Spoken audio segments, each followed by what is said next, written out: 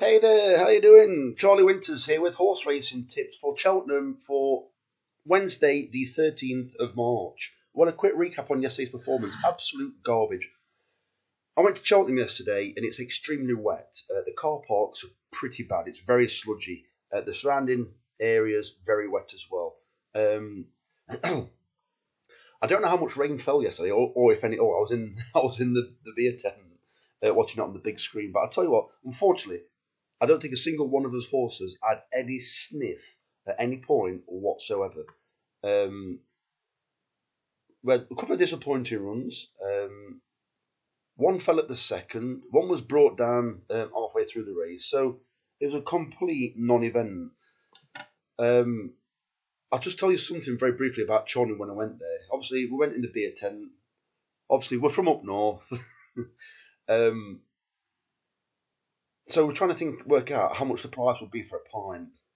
Well, I know it's normally more down south, as in like southern from where we are, but £7.50 for a pint, and also just to wind me up. So £7.50, it's shocking, but it's not absolutely ridiculous, but it's absolutely shocking. Yeah, it's we was expecting probably maximum £6.50 for a pint of like Carling or lager. So that was that. So just to wind up even further, the tent, the huge tent with probably, I don't know, 1,000 people in there, did not accept cash. You could not use cash in that tent. I don't know about on the course at all, as in like the other tents, but it was card only. And I was talking to somebody on the bus, like kind of disagreeing, but I've never seen anything quite dystopian as card only. Yeah, they made cash worthless that day. If you got cash, you could do next to nothing apart from go to the burger vans, yeah, and obviously put bets on with the bookies.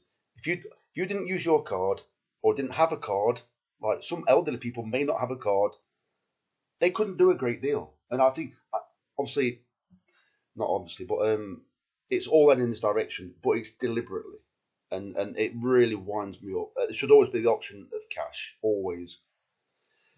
Anyway, let's get onto the horses. So it's a 10 pence each way, lucky 63, and I'm just keeping it simple. I've gone for horses that I've got a chance. I think will handle it's now heavy ground.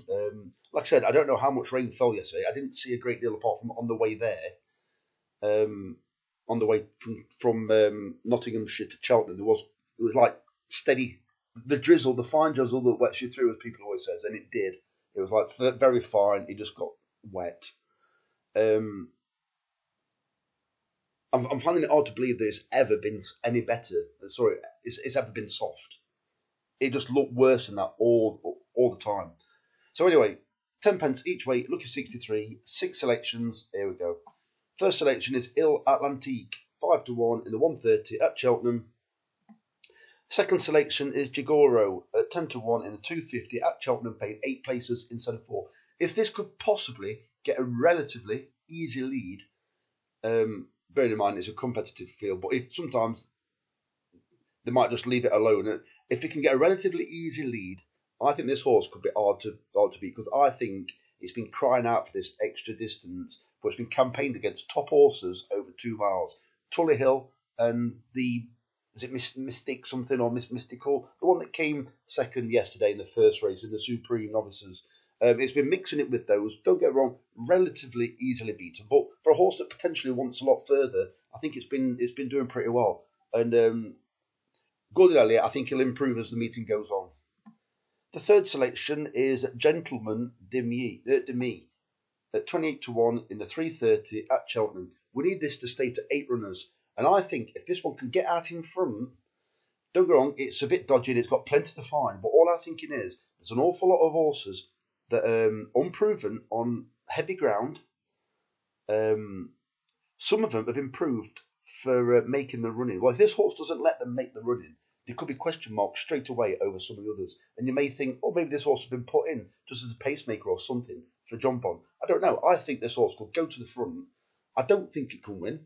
I don't think he'll beat the favourite, but I'm thinking you've got second and third places up for grabs, because if it sets a decent pace in the ground, or a sensible pace in the ground where it's not stopping, where the horse is keeping running, they're gonna have to come. They're gonna have to come after it. And I think that in heavy ground, if you've got a 2 or 3 length advantage going okay, you've got half a chance of making the others work and make mistakes and all that kind of stuff. And also, a lot of the horses don't actually go on genuine heavy ground. So the fourth selection is Galvin at 4 at Cheltenham, paying 4 places instead of 3. I think this is one of the more obvious picks. Stays this distance comfortably, fine on the ground, and I think it's got a decent chance. It's up there in the weights. It's not a handicap, but it's up there in the weights and official ratings, and it's got a competitive chance. The next selection is Solness at 14 to 1 in the 450 at Cheltenham, paying 6 places instead of 4. Joseph O'Brien trains this horse. He also trained 2 horses that ran in the handicap. One of them won. I think the other one came 3rd or 4th. I think this horse would have been a very strong selection if it had run on the course or ran okay on the course, but it's never ran on the course. But I think it'd be fine on the ground, and I think it can make up the ground that the first 2 horses last time that it reopposes. I think it'll finish closer. I think it was a prep run, and I think it'll be fine over this distance, proving that it stays further and likes the ground, in my opinion. And the final one is, stick your pin in for this one, but I do like the look of it. Apparently, it got shuffled back. I didn't watch the race. It got shuffled back and came again. It's right up there on the ratings. Anything can happen in these races. So it's the Yellow Clay at 7 to 1 in the 530 at Cheltenham in the Champion Bumper, paying 5 places instead of 3. Let's hope for a much better day, because yesterday was absolutely garbage. So the very best of luck. Charlie Winters, over and out. Cheers, mate.